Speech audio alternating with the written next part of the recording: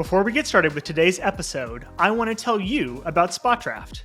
If you spend hours every week drafting and reviewing contracts, worrying about being blindsided by renewals, or if you just want to streamline your contracting process, let's talk about an end-to-end AI-powered system that'll save you time. SpotDraft is a contract lifecycle management system that helps in every stage of contracting, from creating and managing templates and workflows, to tracking approvals, e-signing, and reporting via an AI-powered repository. SpotDraft does it all. And because it should work where you work, it integrates with all the tools your team already uses. SpotDraft is the key that unlocks the potential of your legal team. Make your contracting easier today at SpotDraft.com.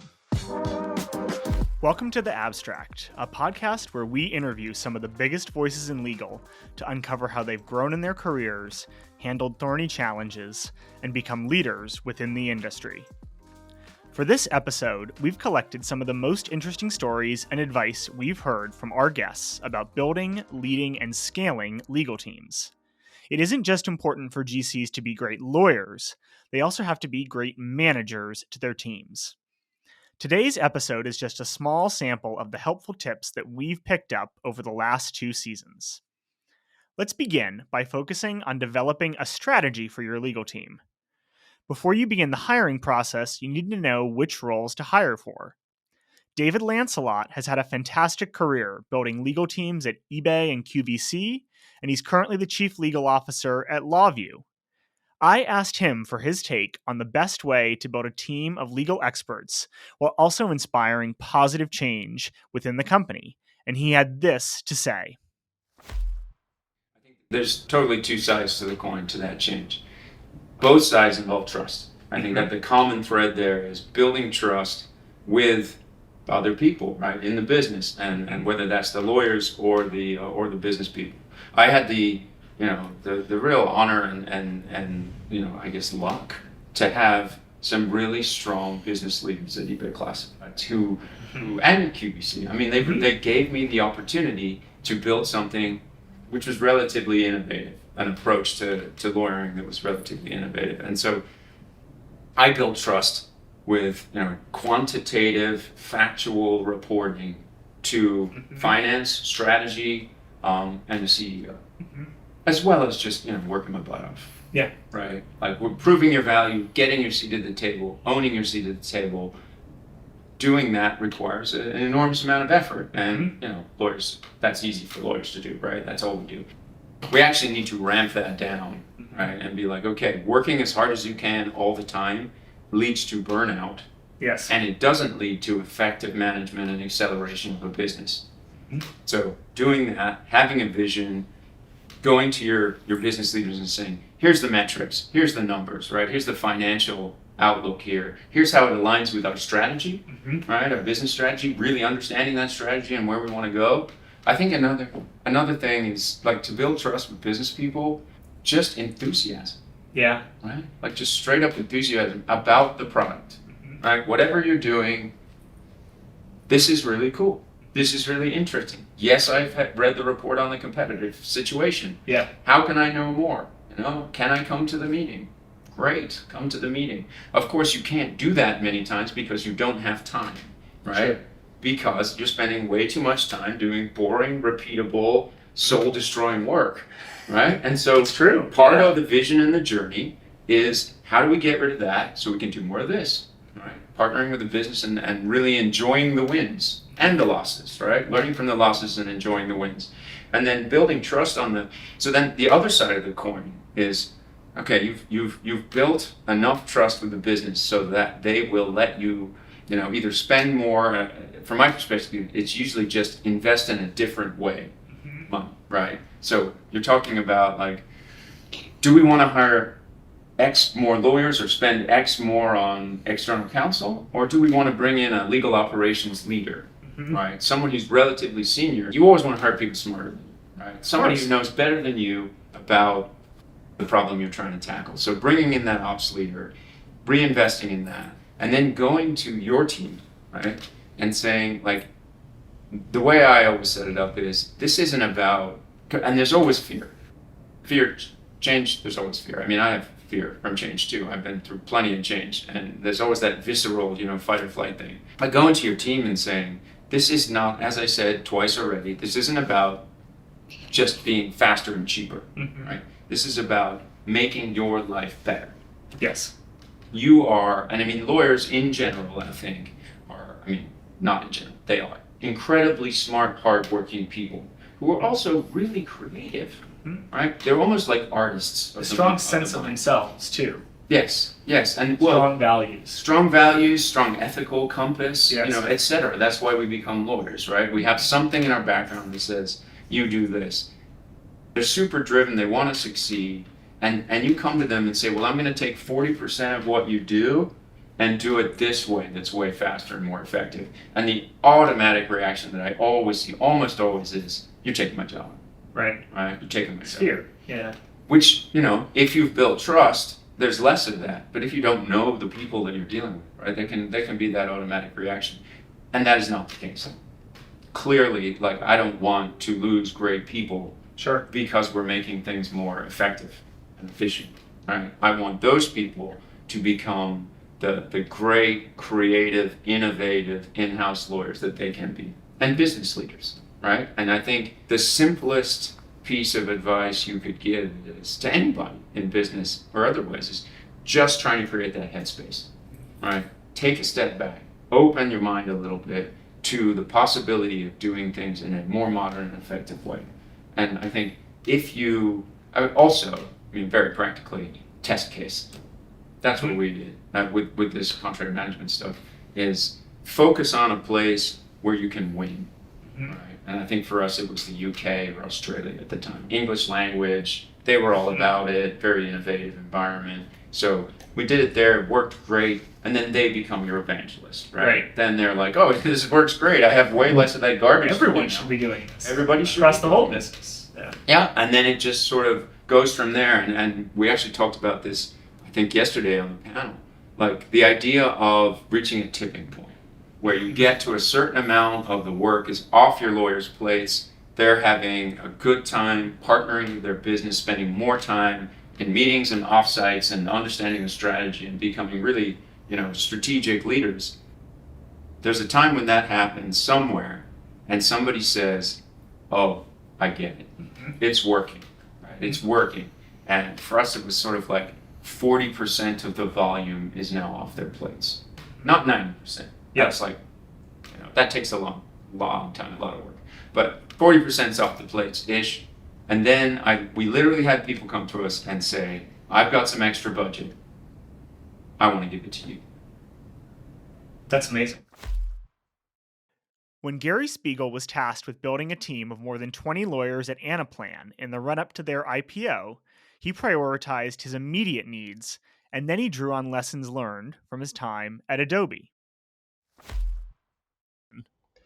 Yeah, so I mentioned in the beginning, since I was the only person, I was doing a lot. So I would say the first hires were really geared around keeping me sane.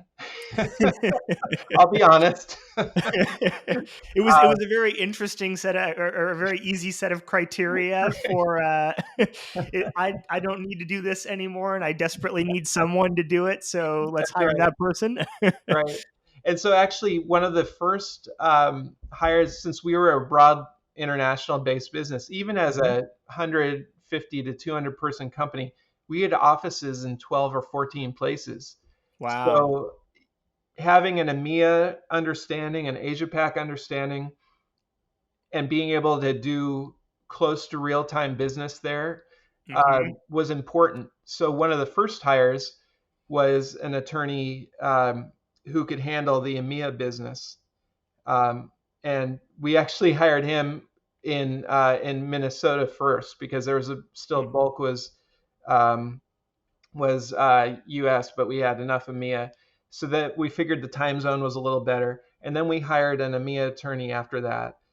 And so that was kind of how the first thing was very revenue contract based.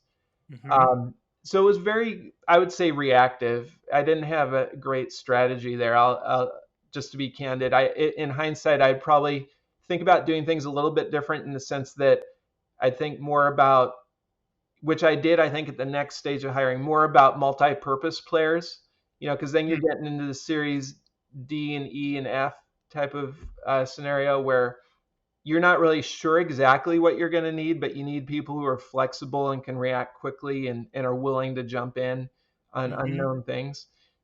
So for me, that was really important at that stage. And then as we got closer to the IPO, I knew that we needed specific skill sets. I knew we needed somebody who was dedicated or knew a lot about privacy, knew a lot about product development, knew a lot about SEC reporting. Those types of things became more important. So that's on the skills side.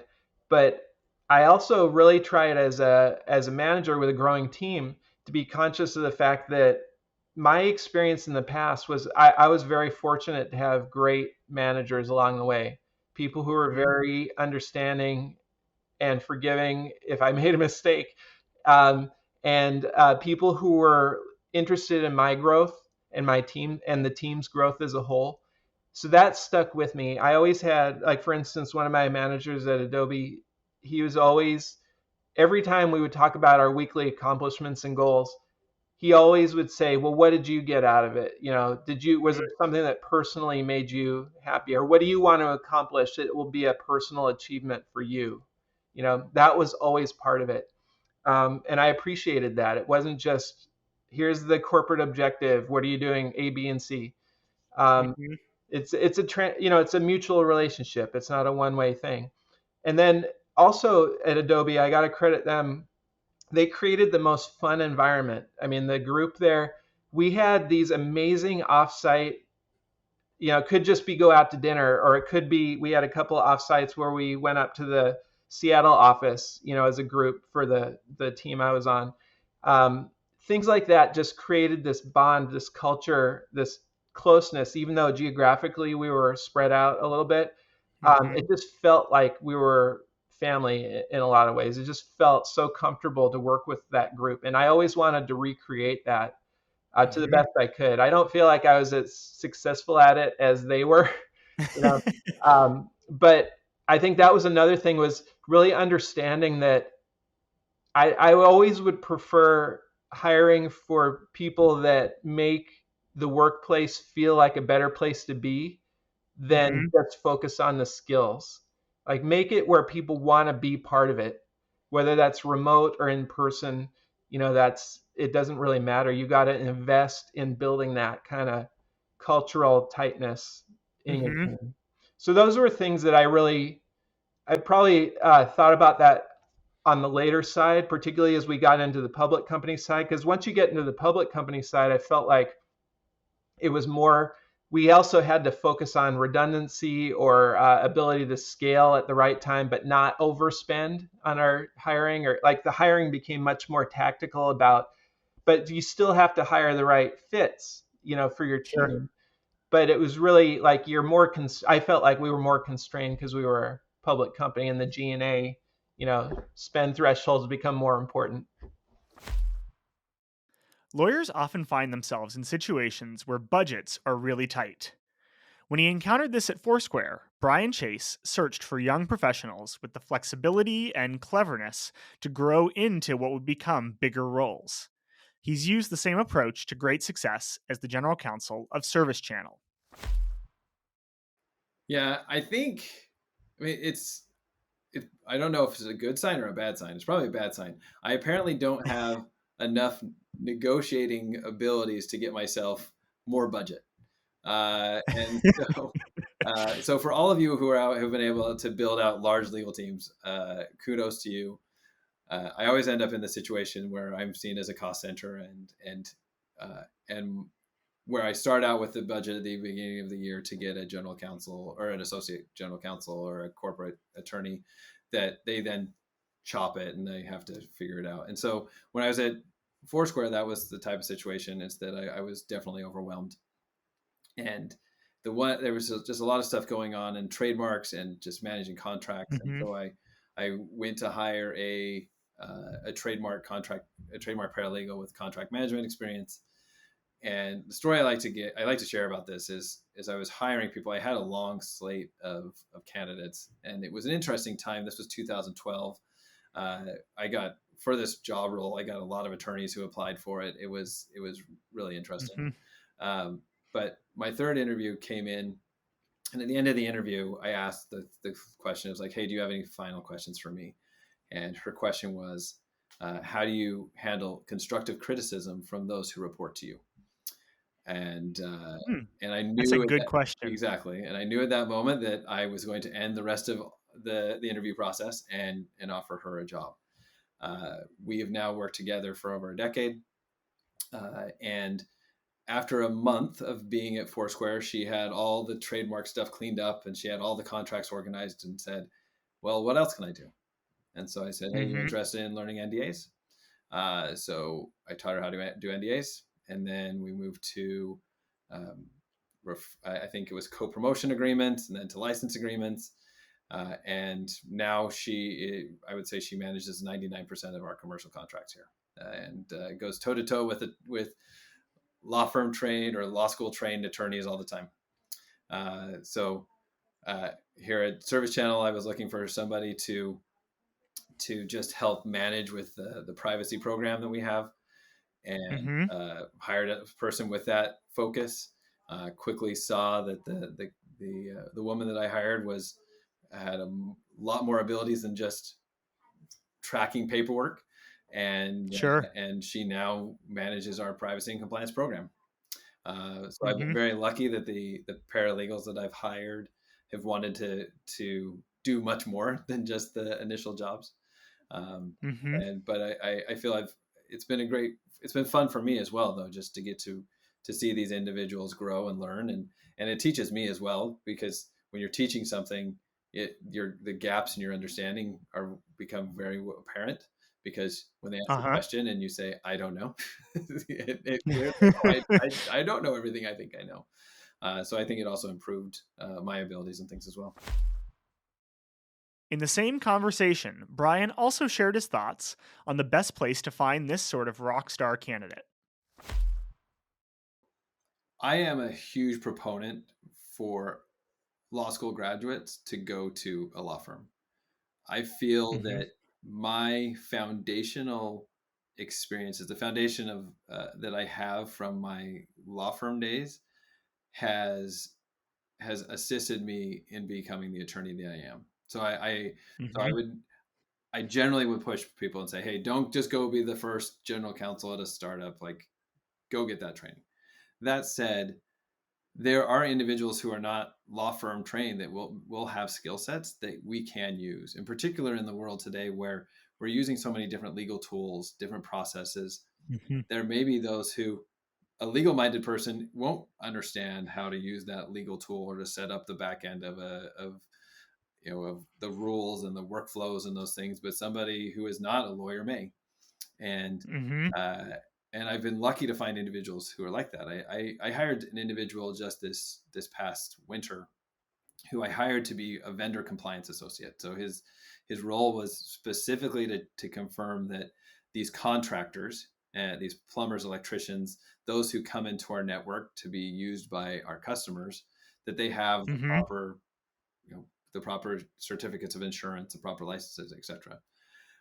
And that was the role I had for him. But what we ended up having a situation where we needed a standard work put together, and I didn't have time, and my other two paralegals didn't have time. And I said, "Hey, will you put this together?" And one of the cleanest, most detailed, structured standard work I've ever seen. So now I keep on having him do that. I just gave him a new one this morning, because he has this skill set. And yes, he still has to do that other stuff because that's what he's hired for. But had I not hired him, I would have never found this person who is like a standard work machine, like a process machine.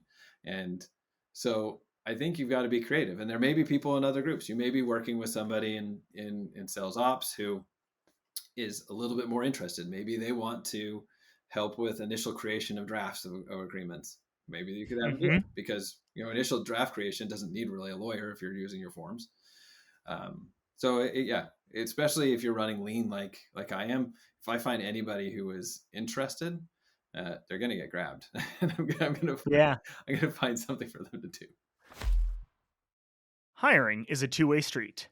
As a hiring manager, you need to consider what you're looking for in a prospective employee, but you also need to understand what candidates are looking for in their prospective workplace. Akshay Verma offered an intriguing perspective on how to attract top talent in today's world. When we spoke on the podcast, Akshay was the director of legal operations at Coinbase, but he's since moved on to a COO role right here at SpotDraft. I have seen an incredible evolution in the priorities of law students and law grads, particularly over the last 5 years that I've been teaching. And I think even non-law student early stage professionals are voicing this as well, and surveys and data will reveal this as well.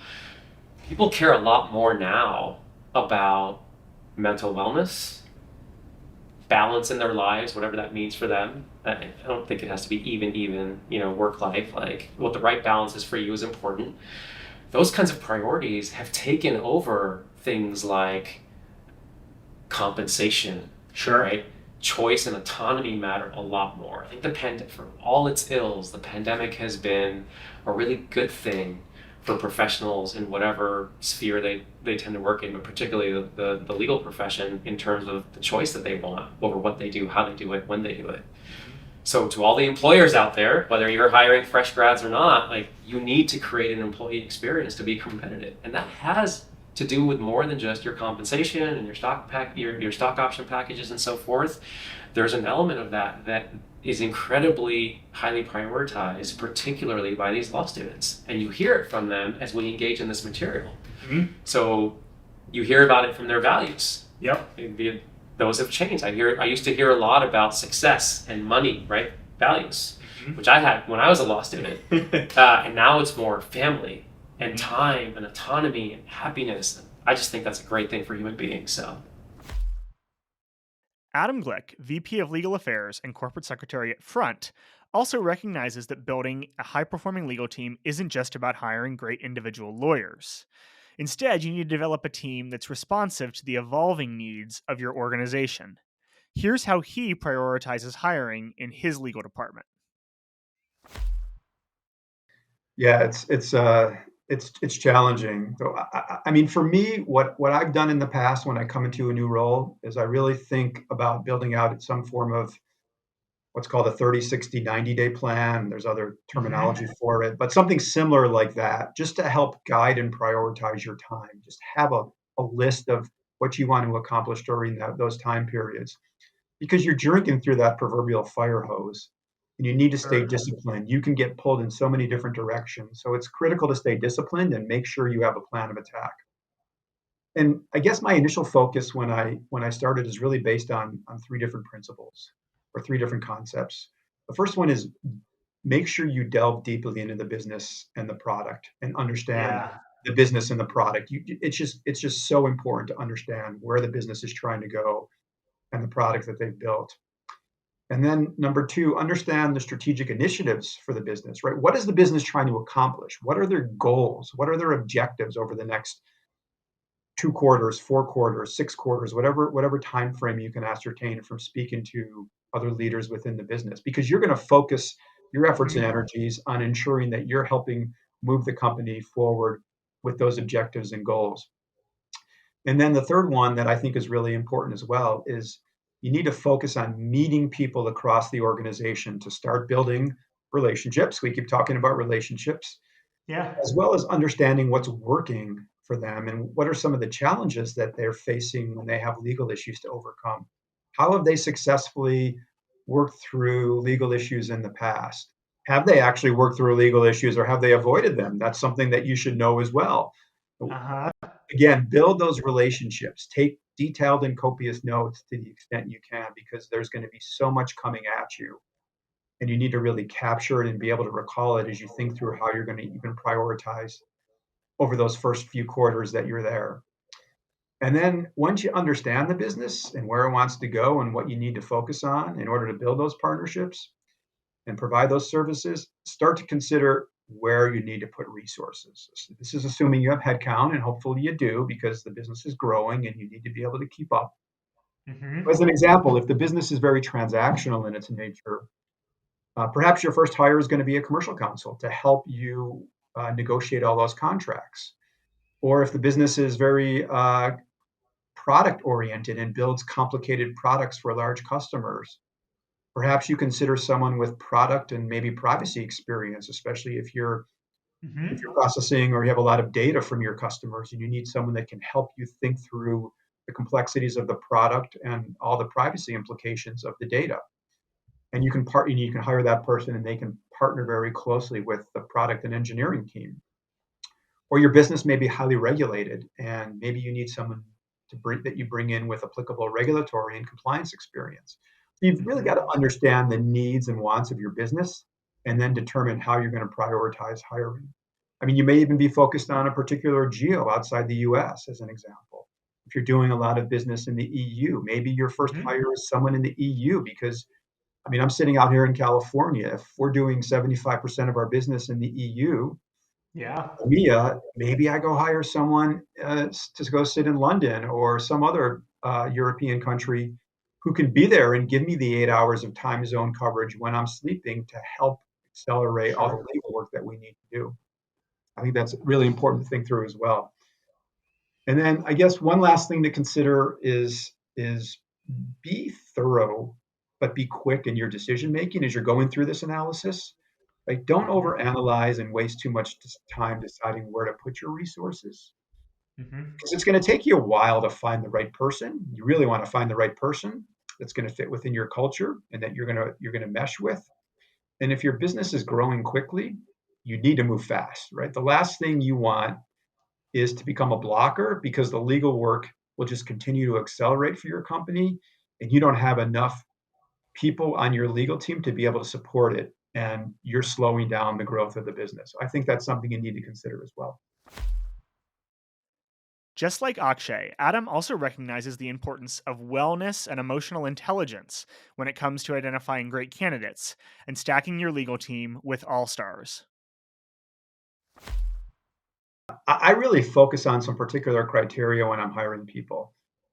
First of all, do they have some level of subject matter expertise for what I've identified as a need? As an example, are they commercially oriented?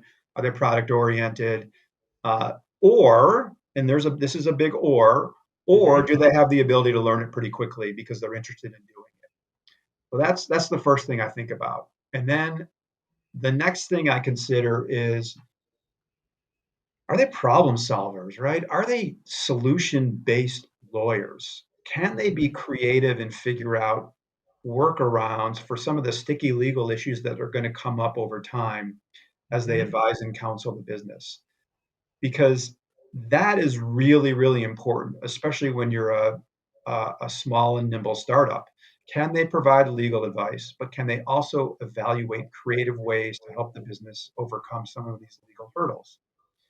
Because telling the business, you just can't go down that path, it's against the law, that is not the right answer, and that's not going to be a successful answer. You're going to get a lot of blowback from your business if you're hearing that about people you hire. So you need to think about risk. You need to think about creativity and helping the business figure out another path. That's just so vitally important. And then last, but definitely not least, for me, does this person have not just a high IQ, but a really high EQ? And what I mean is, can this person build relationships? We've talked about relationships throughout the podcast. Can that person build those relationships both personally and professionally? Again, they're building the professional relationship with their internal client, but can they build that personal relationship? Can they divulge what's going on a little bit in their personal life so they can bond with their internal client? Can they create a relationship that is going to help them accelerate their professional relationship with the client? Is the person relatable? And if you find someone that has experience or is hungry to learn and is a creative problem solver, I think that's just a great addition to your legal team. And it's funny, one of the things that I liked to do, it's a little bit harder now that we've moved to more of a remote environment, is I get through the interview process and I identify a candidate. And sure, we've interviewed and we've had conversations and we've talked about how you evaluate risk, and we've talked about indemnities, and we've talked about privacy or employment, whatever it may be. But then at the end, when I've identified a candidate I really, really like and want to hire, what I like to do is I like to tell that candidate, you're great. I'd love to meet you for a coffee. Let's go grab a coffee. Let's sit down and just Yeah. see how we work well. Let's see how we interact. Let's see how we talk. Tell me a little bit about yourself. Let me tell you a little bit about myself because we're going to be spending a lot of time together. It's a little bit harder now that COVID has come and people aren't working in the same area or going into the office. But I just think that's just a really helpful sort of last step in hiring before making a formal offer. But building your legal team is just the first step. How do you show up as a manager to let the lawyers who work for you thrive in their roles? As general counsel at Seismic, Celaena Powder learned that the best way for her to lead is through coaching and guidance. We are not fonts of infinite time and energy. When I joined, a lot of it was frankly brute force. I needed to prove to the business that this was something worthwhile, but that was a tough year, and there's a lot of time and energy trying to tackle a lot of different things by just saying yes a lot. But you are absolutely right. Everyone can believe in me and can love me, but I am not in all rooms. I now have a team of 8 on the legal side and another 8 on the security side. And so that trust needs to extend from me down. And I think a lot of that comes from coaching. I take bets on people who are talented, who show a lot of potential, and I invest in them. And so for me, coaching is a daily thing. It's not necessarily a quarterly, let's sit down and have a 2-hour coaching conversation. It's the being available to ask questions. Hey, how do I navigate this? Or, hey, do you mind if I send you a draft of this response so you can give me feedback?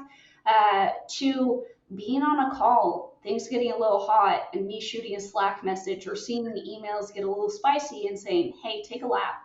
You need to cool down, take a lap. Lawyers can run a little bit hot. And we get maybe defensive when people challenge our advice and our opinions. And so a lot of my coaching revolves around, look, ask them for their perspective. Ask what they are thinking about. Engage with them. Educate. Really explain the why and why you have this lens.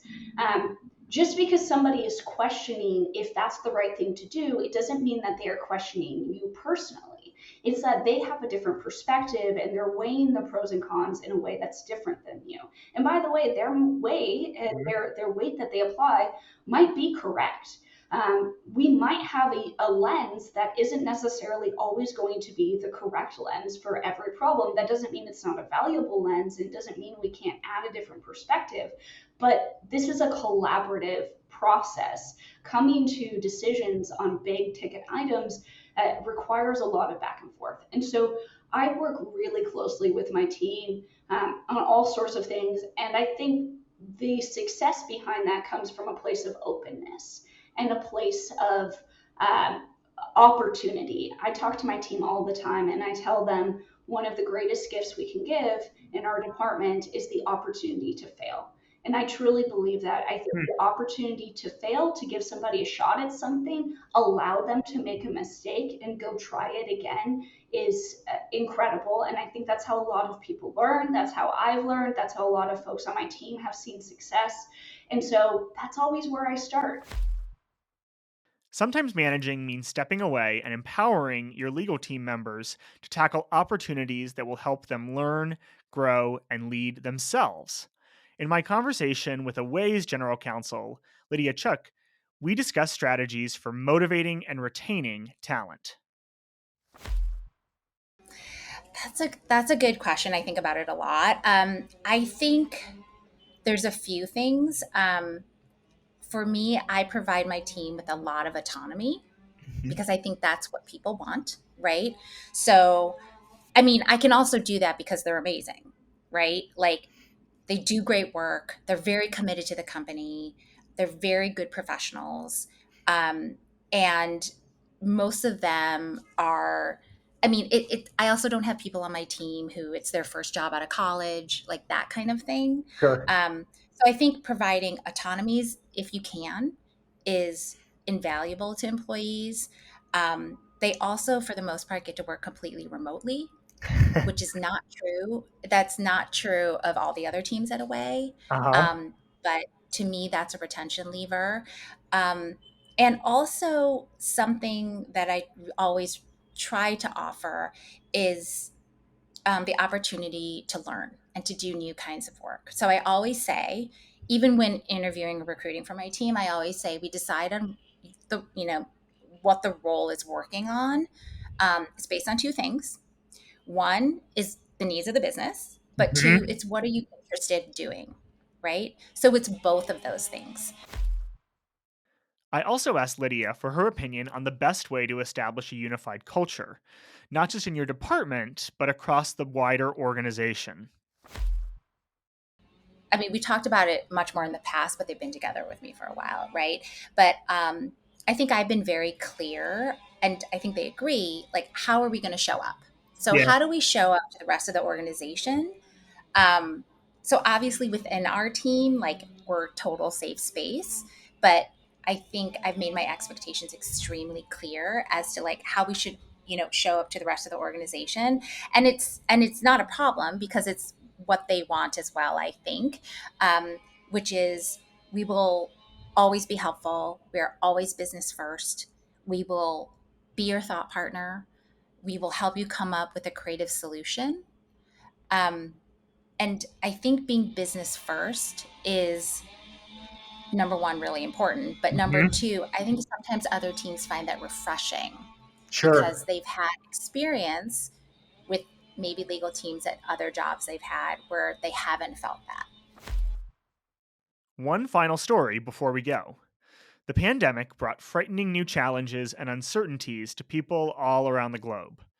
Seth Weissman had to navigate the best way to build culture and manage his more than 50-employee legal team at Marqeta. Faced with such a challenging environment, Seth chose to lead with compassion. I think fintech, SolarSide had its own challenges. Fintech was harder because, again, it was completely make it up as you go along. It was very much a new industry and it was on fire, like just blowing up. It was also COVID. Yeah. And, none of us had talk about being comfortable with the uncomfortable. Sure. How to build, relationships and trust and be vulnerable this way. This was unheard of to lead team meetings. Yep. And I think I just went back to the basics, which is trust is the foundation of all human relationships, right? The precursor to trust is psychological safety, knowing that you can be a version of your authentic self, say what you're going to say, do what you're going to do, make mistakes, and be human. And the way you build psychological safety, the precursor to that is being personally vulnerable. Now, you don't tell people about your health concerns. As a leader, you don't share, hey, you can't believe this health issue I'm having. My doctor said, no. Hey, I'm not perfect either. Hey, I'm concerned or I'm challenged by this too. Right? And I'm human like you. And that creates the psychological safety, which creates the trust, which creates the team. And so I went back to those principles which had been drilled into me, having been coached for 20 years and having read all the coaching materials and sort of the books that really formed my understanding of what leading was. If you start with those basic principles, most things will follow from that. Back to the same unique selling proposition. Come here, I'll invest in you. And it was really hard at Marqeta because it was, we were building an IPO-ready company as a distributed workforce across the country. And, there wasn't a template for how to do this again. I hope you've enjoyed these conversations as much as I have. Thank you for listening to The Abstract. Make sure to subscribe to get notified as soon as we release new episodes. And if you're an in-house legal leader tuning into our show, I'd love to know, what do's and don'ts have you learned from building, leading, and scaling legal teams? Let's start a conversation. Share your stories and expertise using #TheAbstract and tag us on LinkedIn. We'll add links in the description. Or just drop a comment below. See you all next week.